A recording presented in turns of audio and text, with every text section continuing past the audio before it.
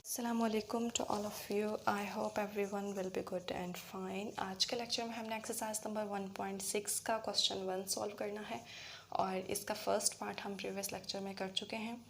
First part क्या था, हमने सॉल्व करना था सिस्टम ऑफ लीनियर इक्वेशंस को बाय यूजिंग क्रैमर्स रूल, और आज हमने इसका सेकंड पार्ट करना है by using matrix inversion method.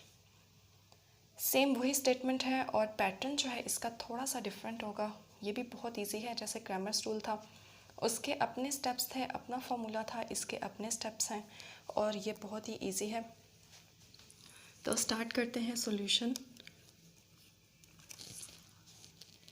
यहाँ पर मैं थोड़ा सा स्टेटमेंट को डिस्क्राइब कर देती हूँ। जैसे कि मैंने क्रैमर्स रूल में बताया था कि स्टेटमेंट का क्या मतलब है, और जो स्टेटमेंट होती है किसी भी क्वेश्चन की उसको अंडरस्टैंड करना बहुत ज़्यादा इंपॉर्टेंट होता है, क्योंकि उसमें बेसिक कॉन्सेप्ट्स होते हैं। अगर हमें वो अंडरस्टैंड नहीं होते तो फिर क्वेश्चन जो है वो ठीक से अंडरस्टैंड नहीं होता। तो स्टेटमेंट ये है, use matrices if possible to solve the system of linear equations by matrix inversion method. Matrices को यूज़ करते हुए अगर पॉसिबल है तो सॉल्व करें सिस्टम ऑफ लीनियर इक्वेशंस को by matrix inversion method. If possible का मतलब क्या है, मैंने क्रैमर्स रूल में भी एक्सप्लेन किया था कि इफ़ पॉसिबल का मतलब ये है कि अगर जो हमारा गिवन मैट्रिक्स है वो नॉन सिंगुलर होगा तो हम सॉल्यूशन जो है वो कंटिन्यू कर सकेंगे, और अगर नॉन सिंगुलर नहीं होगा तो हम कंटिन्यू नहीं कर सकेंगे। और नॉन सिंगुलर क्या होता है, जब हम डिटर्मिनेंट अप्लाई करते हैं उस मैट्रिक्स का जिसको हमें चेक करना होता है कि वो सिंगुलर है या नॉन सिंगुलर, तो वो नॉट इक्वल टू ज़ीरो आना चाहिए। अगर तो वो आ जाए नॉन इक्वल टू ज़ीरो तो हम कह सकते हैं कि ये पॉसिबल है। उसके बाद लीनियर इक्वेशंस क्या होती हैं, जो यहाँ पर हमें गिवन है, टू इक्वेशंस गिवन हैं जिनके वेरिएबल्स की पावर जो है वो 1 होती है, वो लीनियर इक्वेशंस होती हैं। अब हमने इनको स्टार्ट करना है सॉल्व करना by using matrix inversion method. जो हमने काम क्रैमर्स रूल में किया था, फर्स्ट पर हमने एक मैट्रिक्स बनाया था और वो मैट्रिक्स हमने इन इक्वेशंस को यूज़ करके बनाया था। और किस तरह से बनाया था, इन इक्वेशंस के जो कोफिशिएंट्स गिवन हैं इनसे हमने एक मैट्रिक्स बनाया था। तो यहाँ पर भी हम एक मैट्रिक्स बनाएंगे। कोफिशिएंट्स क्या है, जो कांस्टेंट वेरिएबल के साथ मल्टीप्लाई हो रहा होता है वो उसका कोफिशिएंट कहलाता है। यहाँ पर x वेरिएबल है, 4 कांस्टेंट है, ये वेरिएबल के साथ मल्टीप्लाई हो रहा है। इसका मतलब ये हुआ कि x का जो कोफिशिएंट है वो 4 है, हम यहाँ पर राइट कर देंगे। y का कोफिशिएंट -2 है तो हम यहाँ पर राइट कर देंगे। सेकंड रो में सेकंड इक्वेशन के कोफिशिएंट्स आएंगे, x का कोफिशिएंट 3 है और y के साथ कुछ भी मेंशन नहीं है तो इसका मतलब है 1। तो ये हमने फर्स्ट मैट्रिक्स फॉर्म कर लिया है इन इक्वेशंस के कोफिशिएंट्स को यूज़ करते हुए। उसके बाद हमने एक और मैट्रिक्स बनाना है x एंड y। x और y क्या है, जो हमारे पास इक्वेशंस में वेरिएबल्स इन्वॉल्व होंगे उनका हम यहाँ पर मैट्रिक्स बनाएंगे। इक्वल्स टू एक और मैट्रिक्स हमें बनाना है जो हमारे पास राइट हैंड साइड पे नंबर्स हैं उनका मैट्रिक्स 8 एंड -4। ये हमारा स्टेप नंबर 1 था मैट्रिक्स इन्वर्जन मेथड का। स्टेप नंबर 1 में हमने क्या काम किया है, सिंपल इन इक्वेशंस को यूज़ करते हुए इनके जो कोफिशिएंट्स हैं उनसे हमने एक मैट्रिक्स बनाया है। उसके बाद एक और मैट्रिक्स बनाया है जो कि इन इक्वेशंस में हमारे पास वेरिएबल्स इन्वॉल्व हैं, इक्वल टू यहाँ पर हमने राइट हैंड साइड के जो नंबर्स हैं उनसे एक मैट्रिक्स बनाया है। ये हमारा फर्स्ट स्टेप कंप्लीट हो गया। उसके बाद देखते हैं सेकंड स्टेप में हमने क्या काम करना है। सेकंड स्टेप में ये काम करना है कि हमने चेक करना है कि ये जो हमने मैट्रिक्स बनाया है कोफिशिएंट्स का, कोफिशिएंट मैट्रिक्स जो है वो नॉन सिंगुलर होना चाहिए। तो हमें कैसे पता चलेगा कि ये मैट्रिक्स जो है नॉन सिंगुलर है। यानी फॉर एग्जांपल इस मैट्रिक्स को हम नेम देते हैं m का और हम इसका डिटर्मिनेंट अप्लाई करते हैं 4 -2 3 एंड 1। डिटर्मिनेंट किस तरह से हम सॉल्व करते हैं, ऑलमोस्ट हर लेक्चर में हम इसको डिस्क्राइब कर चुके हैं कि डिटर्मिनेंट किस तरह से हम सॉल्व करते हैं। पहले इन दोनों नंबर्स को मल्टीप्लाई करते हैं 4 × 1 4, फिर इन दो नंबर्स को मल्टीप्लाई करते हैं 2 × 3 6, और एक फार्मूले का माइनस होता है और एक माइनस ये मिलकर प्लस हो जाएंगे। 6 + 4 = 10, और 10 जो है वो नॉट इक्वल टू 0 है।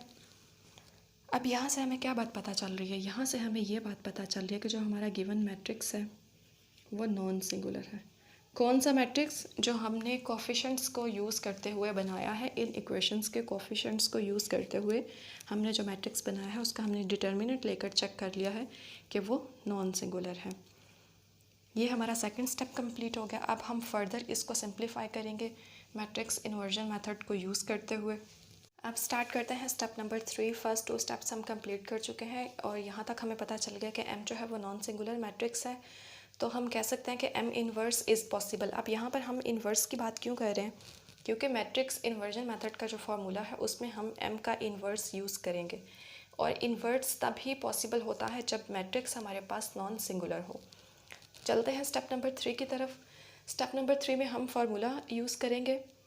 फार्मूला होता है मैट्रिक्स इन्वर्जन मेथड के लिए AX is equals to B। यहाँ से हम x को सेपरेट करेंगे और a को जब हम इक्वल के दूसरी साइड पर शिफ्ट करेंगे तो ये इन्वर्स बन जाएगा, A इन्वर्स B। अब यहाँ पर हमने फार्मूला में वैल्यूज़ पुट करनी है। x जो है हमारे पास कौन सा मैट्रिक्स होता है जो हमारे पास वेरिएबल्स का बनता है, और कौन से वेरिएबल्स जो इक्वेशंस में इन्वॉल्व होते हैं। तो वेरिएबल्स हमारे पास जो इन्वॉल्व हैं, x और y का हमने एक मैट्रिक्स बनाया था, वो मैट्रिक्स होता है x is equals to A inverse, और B क्या होगा यहाँ पर? B वो मैट्रिक्स होता है हमारे पास जो राइट हैंड साइड पर हम नंबर्स का बनाते हैं। 8 एंड -4 एक मैट्रिक्स हमने बनाया है, वो B होगा। और A इन्वर्स क्या होगा? यहाँ पर मैट्रिक्स का नेम कोई भी हो सकता है। जैसे हमने मैट्रिक्स को नेम दिया है M, तो यहाँ पर A की प्लेस पर हम M भी यूज़ कर सकते हैं। मैट्रिक्स को नेम हम कोई भी दे सकते हैं। तो यहाँ पर हम, क्योंकि M इन्वर्स हमने स्टार्ट में लिया है, तो हम यहाँ पर M इन्वर्स ही लेंगे। और मैट्रिक्स B कौन सा होगा हमारे पास? 8 एंड -4। जो मैट्रिक्स का नेम हमने स्टार्ट में दिया होगा फार्मूला में भी हम वही यूज़ करेंगे। तो यहाँ पर भी हम M इन्वर्स ही यूज़ करेंगे, A यूज़ नहीं करेंगे, क्योंकि हम स्टार्ट में नेम जो है वो M दे चुके हैं। अब यहाँ पर ये मैट्रिक्स तो ठीक है, M इन्वर्स को भी हमने सॉल्व करना है। और इन्वर्स जो है प्रीवियस क्वेश्चंस में हम अच्छे से इस टॉपिक को डिटेल में जो है वो डिस्कस कर चुके हैं कि M इन्वर्स किस तरह से आता है हमारे पास। किसी भी मैट्रिक्स का इन्वर्स हमें फाइंड करना हो तो वो इक्वल होता है उसी मैट्रिक्स के adjoint of matrix M over determinant of matrix M। ये हमारे पास फार्मूला जो है इन्वर्स का है, तो ये फार्मूला हम यहाँ पर पुट कर सकते हैं।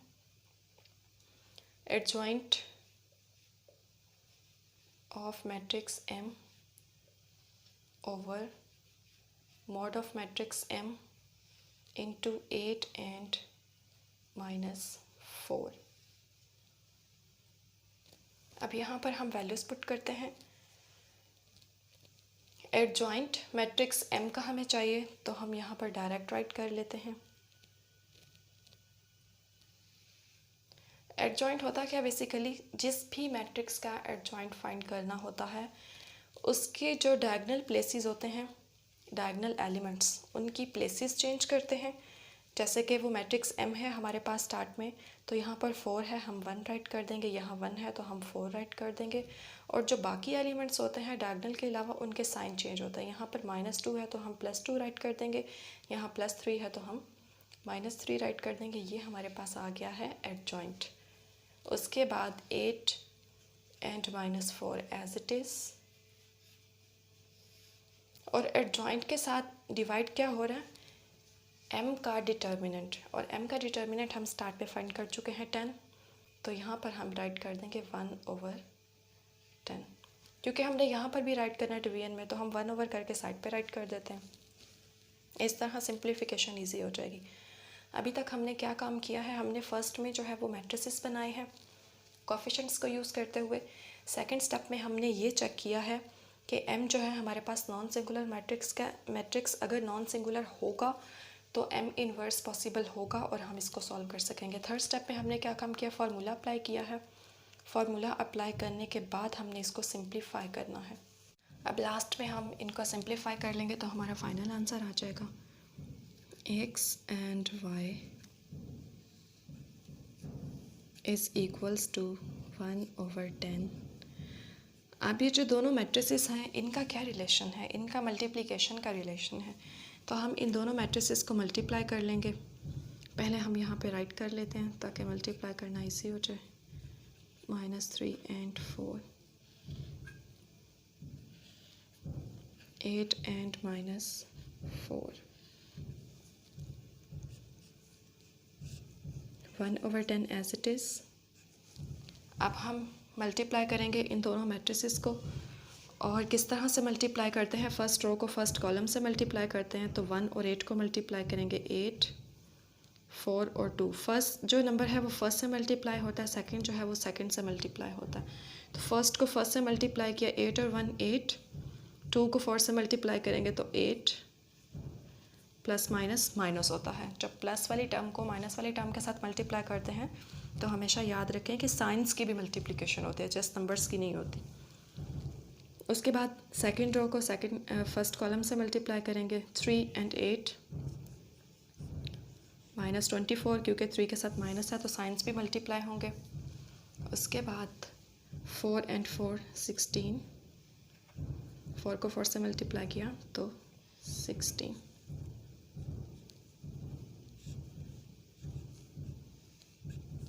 8 - 8 0, 24 and 16 दोनों के साथ माइनस है। तो हमें पता है कि according to mathematics rules minus minus plus होता है और साइन जो है वो माइनस का ही यूज़ होता है। तो ये आ जाएगा -40। और यहाँ पर क्या है, अब ज़ीरो के साथ तो आप किसी भी नंबर को मल्टीप्लाई करें या डिवाइड करें तो वो ज़ीरो ही होता है। जब हम 40 के साथ 10 को डिवाइड करेंगे तो क्या आएगा यहाँ पर हमारे पास 0 and -4। x एंड y हमारा फाइनल सॉल्यूशन आ चुका है। अब इससे हमें क्या पता चल रहा, इससे हमें ये पता चल रहा है कि फ़र्स्ट जो नंबर है उसकी वैल्यू फ़र्स्ट होती है, मीन्स x जो है वो 0 के इक्वल है, y जो है वो -4 के इक्वल है। और हमने यही काम करना था। जब भी हम सिस्टम ऑफ इक्वेशंस को सॉल्व करते हैं तो इसका मतलब यही होता है कि उसमें जितने वेरिएबल्स इन्वॉल्व हैं उनके वैल्यूज़ फाइंड आउट करें। तो हमने इन्वर्जन मेथड को यूज़ करते हुए x और y की वैल्यूज़ फाइंड आउट कर ली हैं। यहाँ तक हमारा जो टॉपिक है वो कंप्लीट हो गया है। इसका सॉल्यूशन जो है वो हम कंप्लीट कर चुके हैं। जितने भी स्टेप्स थे और जितने भी कॉन्सेप्ट थे मैंने बहुत अच्छे से ट्राई की है एक्सप्लेन करने की। और वीडियो अच्छी लगे तो लाइक और शेयर कीजिएगा, चैनल को सब्सक्राइब कीजिएगा। Thanks for watching, take care, अल्लाह हाफिज़।